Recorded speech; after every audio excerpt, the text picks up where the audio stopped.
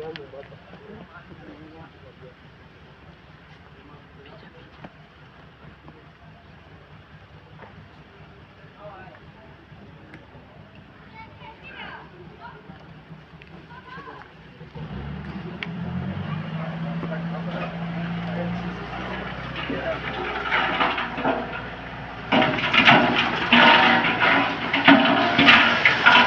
ada makna ini. Karena biasanya itu kan yang besar yang di bawah, tahu?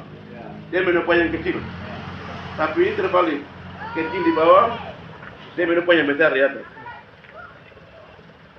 Ya baik, Bapak-Bapak sekalian, saya akan memberikan sedikit penjelasan. Yang pertama, setelah Injil ada di New Guinea, terhitung 5 Februari 1855, perjalanan itu dari Pulau Mansinang tiba di Puawi. Dari Puawi berlanjut ke Andai dan diputar ke arah Sorong, tepatnya di South Korea dan sekitarnya. Sesudah itu Injil itu kembali melanjutkan perjalanan, tiba di Mongware Balsiki, selanjutnya tiba di Pulau Roswan. Dari Pulau Roswan perjalanan Injil itu sampai di Yenderon. Dari Yenderon menyeberang lagi ke Bukit Kamadiri di Desi. Tepatnya di tahun 1908 tibalah seorang sendelin yang bernama Derek Benhard Starenberg di Telepon Dama. Ada komunikasi yang dibangun dengan tua-tua adat. Tapi catatan dokumen yang kami dapat dari tua-tua adat menanggapi pertanyaan dari Derek Benhard Starenberg, ada masalah. Sehingga Starenberg melakukan pendekatan dengan orang tua untuk menyelesaikan masalah adat. Ini satu proses yang dilaksanakan oleh sendelin di periode itu.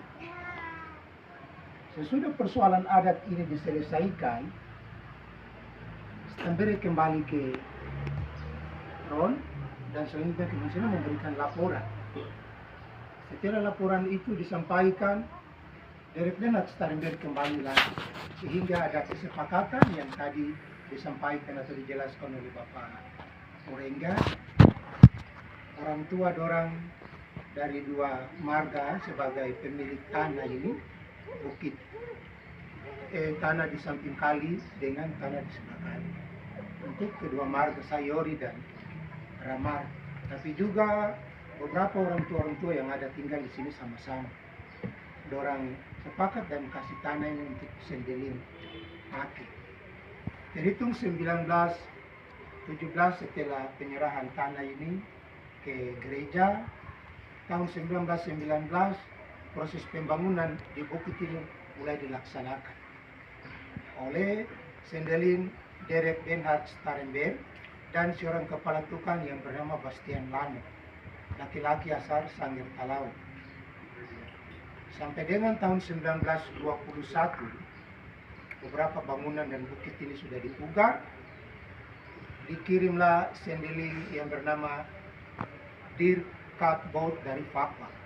Beliau datang dan ingin Starenberg dan Bastian Lano untuk buka sekolah kursus pertanian dan pertukangan. Kalau kita bicara dua sekolah kursus ini, kami di Miei ini masih ada sejarah yang hidup dalam bentuk anak cucu. Bahkan alat-alat yang pernah digunakan di periode itu, kami sudah kumpul dan kami sudah sampaikan ke Bapak Ketua Panitia yang sekarang Bapak Mambor, bahwa alat-alat itu masih ada sampai sekarang di marga-marga. Saya sebut ada marga Wamafma dari Biak, ada marga Sanoi, ada marga Urbon. Orang ada tinggal di pinggir samping kantor klasis. Sesudah bukit ini dipugar, terhitung 1921 sekolah pertukangan dan pertanian sudah berjalan. Nanti di tahun 1923, laki-laki kecil yang namanya Isaac Samuel Kane yang lahir 1 Mei tahun 1899 di negeri Belanda, dari pasangan suami istri Ugorius Kane, seorang laki-laki asli Belanda, dan ibu bernama Maria Fige, perempuan Belanda peranakan Yahudi. Sehingga kalau kita membaca dokumen gereja, ini ada salah penulisan, bilang Keine itu orang Yahudi, tidak. Keine peranakan dari mama. Keine kecil ini sekolah sampai di tahun 1913, di usia 14 tahun. Keine dalam proses belajar mengajar itu Keine ada belajar dengan laki-laki kecil satu yang namanya Hans. Anak dari pendeta F.J. Van Hassel, cucu dari pendeta D.L. Van Hassel. Dia ini cerita sama Keine kecil. Dia bilang saya kakek kerja di satu tempat yang jauh di timur dunia. Orangnya berkulit hitam, berambut keriting. Di sana mereka masih membutuhkan tenaga guru, medis. Dari cerita ini maka timbul motivasi di diri laki-laki kecil yang namanya Samuel Keine. Sehingga pada saat Keine selesai dalam proses pembelajaran sekolah guru, karena Keine ini anak yang pintar, yayasan kasih Keine pergi dan sekolah di Jerman. Keine sekolah musik, seni lukis, antropologi dan budaya. Setelah Keine kembali, nanti di tahun 1923 ada satu rekomendasi yang diberikan oleh badan gereja-gereja di Belanda. Keine ditugaskan di New Guinea bersama dengan dua orang rekan kerja, pendeta Sloop dan pendeta Yohanes Segendar. Orang perjalanan dari Belanda lewat New Guinea di Afrika, cuaca kurang membaik, bersempat istirahat beberapa bulan di situ. Nanti di April 1923 dalam perjalanan sampai dan tiba di Batavia. Di Batavia mereka tinggal beberapa bulan di situ, mengajar tapi juga memperdalam bahasa Melayu. Sesudah dari Batavia mereka melanjutkan perjalanan menuju ke Ternate. Ada satu catatan gereja Kristen Injili di tanah Papua yang putus. Cerita itu kami anak-anak mahasiswa Undama dapat di tahun 2005 pada saat kami hendak melaksanakan 50 tahun HUT GKI di tanah Papua. Di Danau Tondano di Kabupaten Minahasa di Sulawesi Utara itu kami ketemu ada satu wisma yang tulisannya Wisma Miei. Kami cari tahu ini siapa punya Wisma Miei. Akhirnya kami dapat pemilik Wisma Miei. Ternyata Wisma Miei, pemilik Wisma Miei ini dia punya bapak yang dampingi Ishak Samuel Keine dari Makassar sampai di Tidore. Bahkan dia punya bapaknya yang nanti dampingi Keine dengan Tuan Guru Yohan Arix bawa anak-anak pindahan dari Mansinam ini datang. Ya, jadi saya kembali setelah pertemuan Bapak Keine sampaikan maksud tujuan beliau untuk ada di New Guinea. Tapi menurut orang di Sulawesi bagi Indonesia bagian barat sana orang Papua periode itu makan manusia. Tapi Bapak Edward Pesak Bosan beri dan angkat tangan. Tuhan saya sekarang ada di kelas akhir, kalau Tuhan bisa tunggu, saya selesai, saya siap. Jadi Bapak ini yang dampingi Keine. Sampai di Ternate, orang tiba Juni 1923 di Teluk Dore, Pulau Mansinam, Nukuak. Pada waktu itu, Keine menempati rumah peninggalan Sendil Oto di Kuawi, sambil pulang balik mengajar dengan F.J. Van Hassel. Nanti terhitung 1924, Keine pindah menempati rumah peninggalan Sendil Geisler di Mansinam. Kurang waktu 2 tahun dalam proses belajar mengajar, Keine lihat anak-anak di dunia ini tidak bisa belajar sama-sama dengan guru-guru. Dari Sange, Talaut, Ambon, Tobelo, bahkan Silinceni punya anak. Ya, kita sudah bisa berpikir kembali di periode itu, kehidupan orang New Guinea seperti apa. Sehingga Keine berpikir untuk anak-anak ini harus dipindahkan di satu tempat yang dikhususkan bagi mereka, tapi di mana di tempat yang baru anak-anak ini diajar mandiri. Satu waktu Keine baca dokumen yang ditulis oleh Sendeling Derek Benhard Starenberg tentang sebuah bukit yang ada di atas kampung Miei. Dari dokumen ini dan pada suatu waktu perjalanan Derek Benhard Starenberg dan Dirk Katbout ke Mansinam, Keine tatap muka dan ada diskusi-diskusi. Sehingga di Januari 1925 perjalanan orientasi pertama dari Keine.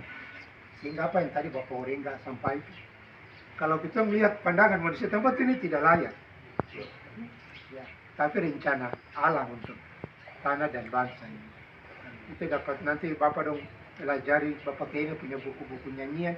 Ada satu nyanyian di Serolini Mas yang menceritakan tentang kekayaan yang ada di seluruh tanah ini.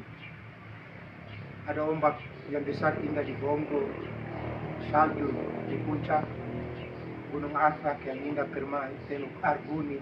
Tetapi kupilih kau ya mulialah bintangan langit Mas. Akhirnya TNI tiba di sini dengan rombongan di tahun 1925 dengan menumpangi kapal milik pemerintah Hindia Belanda. Dan jemput di pantai, tadi Bapak sudah sampaikan orang tua. Pada saat jabat tangan, Tuan Keini punya kalimat pertama, semoga tempat ini dapat menjadi berkat untuk setiap orang yang datang ke sini. Rombongan ini diantar ke bukit. Hari menjelang sore, siang Bapak Keini jalan-jalan dengan ketemu orang tua. Beliau lihat ada tumpukan-tumpukan batu di sekitar sini.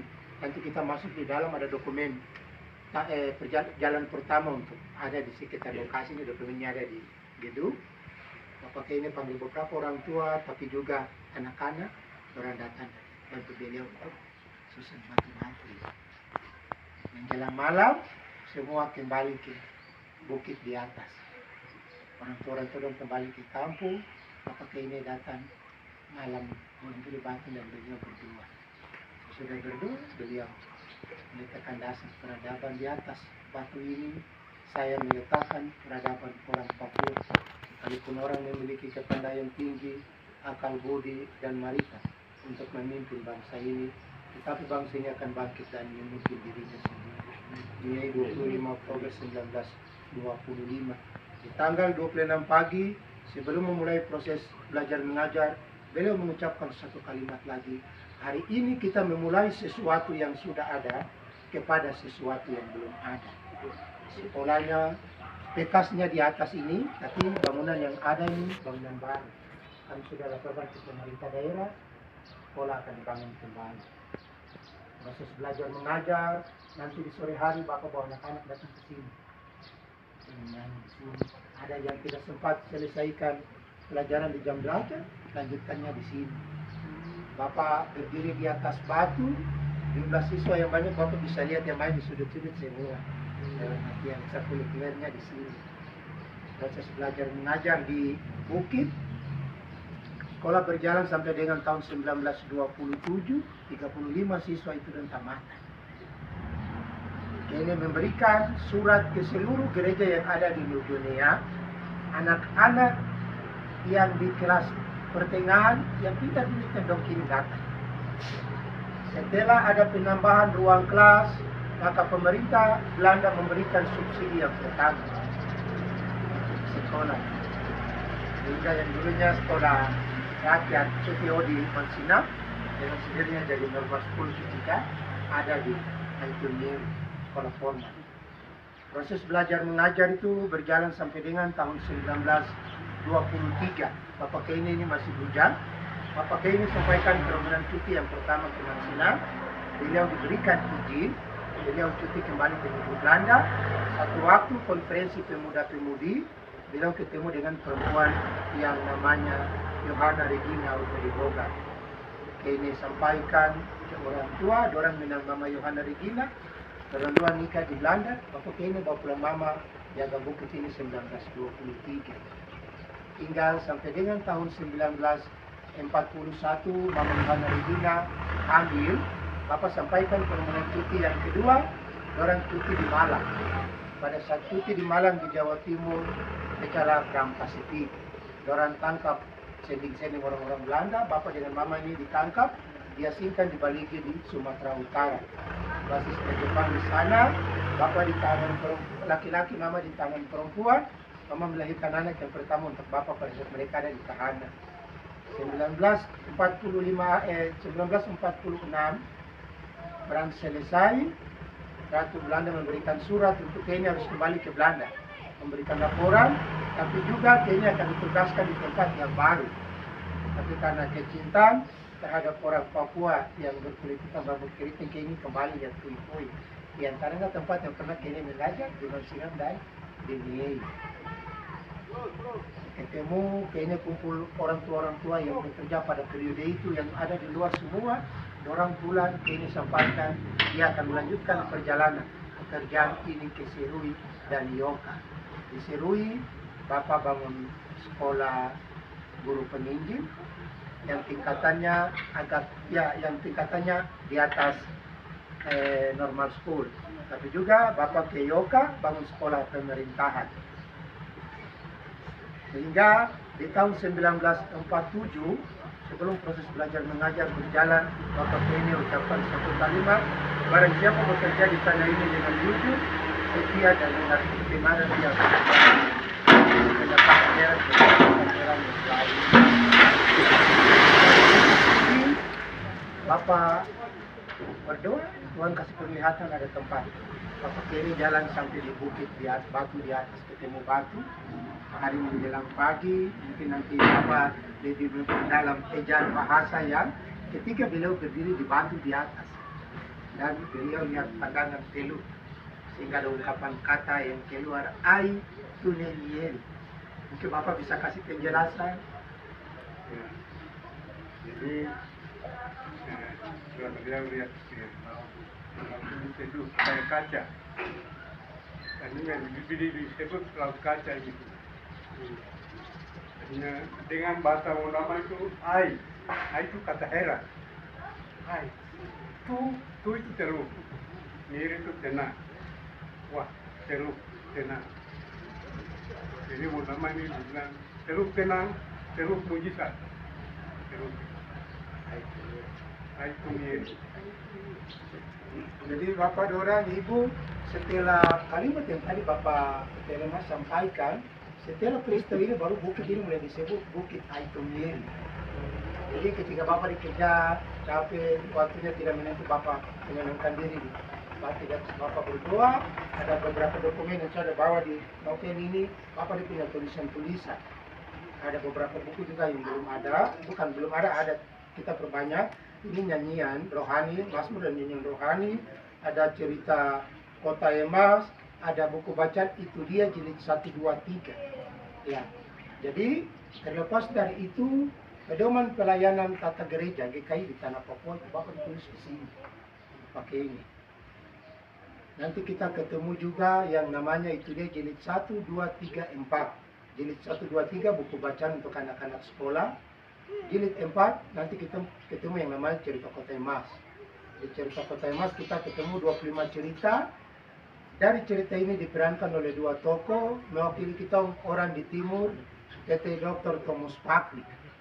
Karena beliau murid dari sini, beliau yang berperan sebagai tokoh Tom, sedangkan tokoh Regi, istri dari Bapak Saksi Milke ini.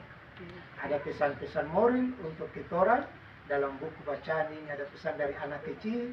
Tapi Tuhan yang baik pada saat Tom dan Regi mau pulang kembali ke bukit ini, Tuhan bilang, besok kamu akan kembali ke negerimu, bawa dari sini kesukaan. Kesukaan itu lebih berharga dari emas. Makin banyak kamu bagi kepada orang lain, makin banyak sisanya bagi kamu. Setelah Bapak ini pindah dari Miei, sekolah ini tutup. Nanti di tahun 1948 baru dibuka sekolah yang namanya JPP, Jonggel Portable School, Sekolah Berpola Asrama Putra. Direkturnya Bapak Pendeta atau TT Pendeta Yohanes Igendar, yang didampingi oleh guru Amos Bisyo, PT dari saya, dari pendidikan di Serui. Dorang jalan di sekolah ini sampai sekolah ini berganti lagi, ada SMEP, ada SGO.